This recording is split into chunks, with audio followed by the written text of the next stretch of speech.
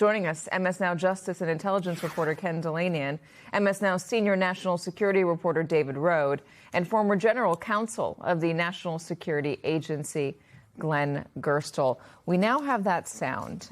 This is our friends at Meet the Press Daily who went to a gas station in Pennsylvania to ask folks about the war and the rising costs. And they encountered this woman who, as she will tell you, voted for Donald Trump 3 times. If you could say something to President Trump and he was going to hear you right now, what would it be? You're a worthless pile of And you voted for him how many times? 3 times. That was my bad. Apparently, I'm an idiot. That is the most striking interview I've seen about this war and about the consequences of it and the reaction to it from voters that support Donald Trump. And her anger, I mean, she's at a gas pump. Gas is now 30% more than it was. In some places, it's more than $6, $7, $8. That is a lot of money, and it's a big thing to swallow when the president of the United States is not making a coherent case for what we are there to do and how long we expect to be there. It's both the case about what we're there to do, but also how was this planned and carried out?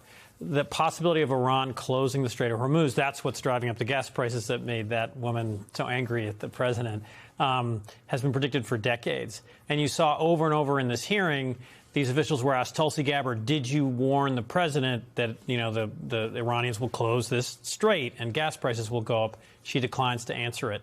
One of the generals was asked, is air power alone enough to achieve the president's goals? One of them, which Ratcliffe didn't mention, is somehow ending Iran's ability forever to have a nuclear weapon. That would require ground troops to go in and seize Iran's uranium. So over and over again, you had these members of his cabinet struggling to answer the claims he had made and these sort of broad promises he had made, and struggling to explain why this wasn't planned out better. Why did this attack happen so quickly with so little preparation in terms of gas prices? Glenn?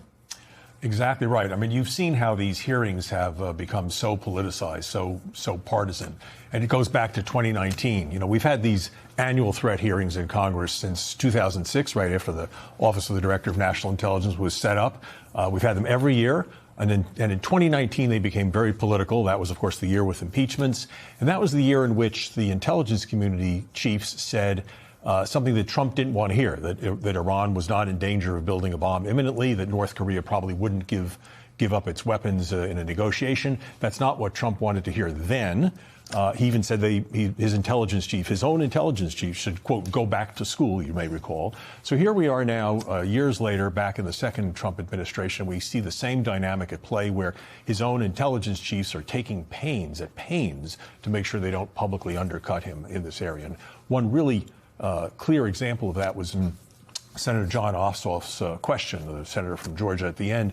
He specifically said, well, where exactly is the imminent threat? Where's the imminent threat? And he kept asking Tulsi Gabbard, the director of national intelligence, to say what was the imminent threat. And she danced around the question because obviously the intelligence community has not come up with an assessment that wasn't an imminent threat. She didn't want to say that. And she said, well, it's up to the president to decide. We'll talk more about it in the classified hearings, et cetera. If there was an imminent threat, would there be intelligence that this administration could share with the American public safely? Hard to say exactly about the specifics, but you certainly would expect, and based on my own experience in the intelligence community, there are ways of getting across the fundamental truth of the intelligence without revealing the sources and methods of the intelligence, which is, of course, what they want to keep hidden. And cloaking it all under the heading of this classified is a little too much. I think there would probably be ways that, just as we've seen in other times in the Ukraine war and elsewhere, where the United States wants to declassify some intelligence to let out some but not all of the details, that it would be possible to do that. David? And there was one development yesterday. It builds on reporting MS Now had earlier. Iran offered to give away all of its enriched uranium during the peace talks. And hours later, the U.S. started dropping bombs.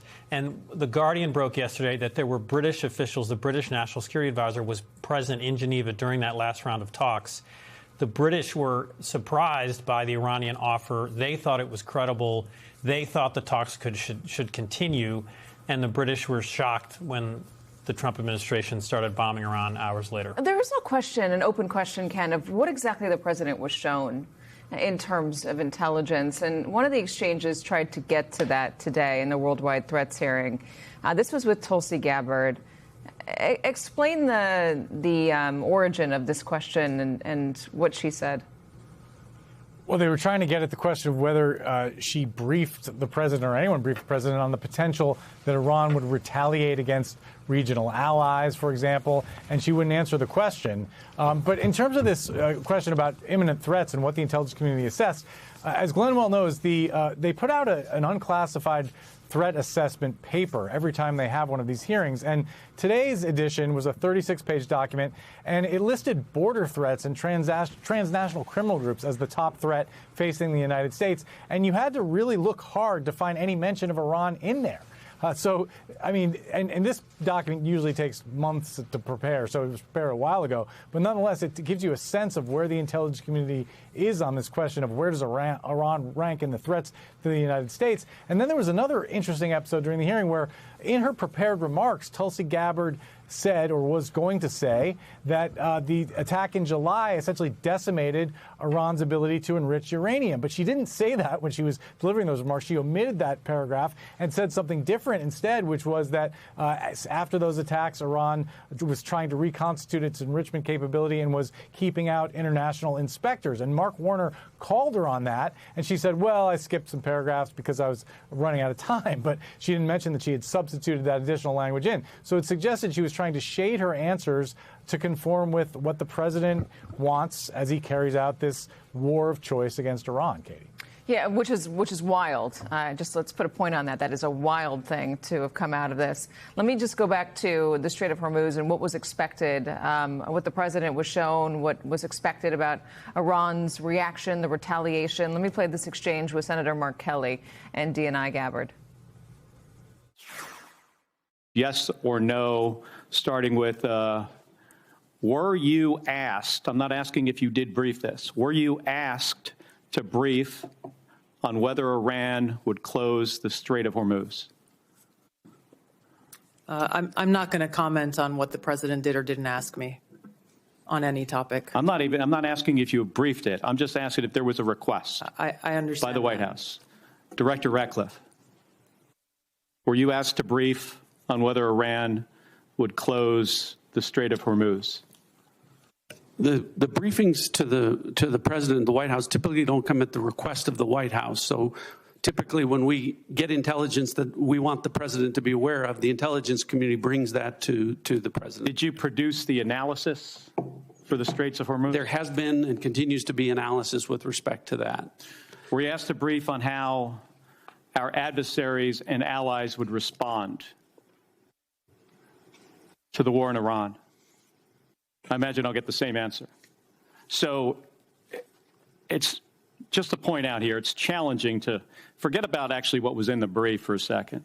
We're having a hard time finding out not only if you briefed the president on something, but even if the White House asked if they could be briefed on something or if analysis was produced.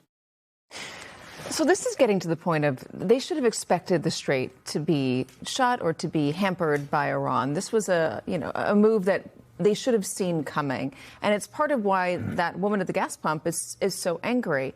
Donald Trump can say all day long that we have enough oil in this country to supply Americans. We do. But the price of oil is not domestic. It is global. So when the price of oil goes up, it's over $100 a barrel. It's going to go up for everybody, including Americans, even if he is releasing from the strategic oil reserve. And I think that's what makes that exchange so fascinating, because there are open questions about whether the administration was even interested in that as a possibility. And I talked to maritime experts. There's ways to prepare for this. And what normally would have happened, there's a buildup. The American way of war was one person put it to me, but you consult with allies. NATO countries have a ton of minesweepers. That's actually a strength they have. But because this happened so quickly, there was no effort to get enough ships into the region to take care of this obvious threat. Or to even get NATO on our side? Yes. They weren't even alerted that this was coming. Yes, and then you have the back and forth now where he's, calling out and attacking the British Prime Minister. But for months, the Europeans were alienated and Canada, because we're going to make Canada a state, we're going to seize Greenland, and we back off helping Ukraine. So all of this was predictable in terms of, for decades, there's been a warning about the Strait of Hormuz. We just don't have enough destroyers right now and other small ships to escort these tankers through the Strait of Hormuz. It's dangerous, but it's doable. You have drones fly overhead and Navy ships escort, and there's just no excuse for it. Again, the United States spends $800 billion a year on its military. That is more than every nation on earth combined. We have the money to do this. We just needed the planning to execute it. And this would be, under any circumstances, even with lots of planning, an extremely difficult task. The straits are 21 miles wide, sort of about the length of Manhattan and that half or so it's not that big. The actual shipping channels in them are only the width of Manhattan. They're about 2 miles wide. Yeah, because that's only the part where it's deepest for those ships to go through. Exactly. And so making sure that just a speedboat, a tiny little speedboat with someone armed with a shoulder missile, shoulder launched missile, is really difficult. So in order to completely eliminate the threat, you're talking about a very, very substantial military operation. It seemed like Donald Trump was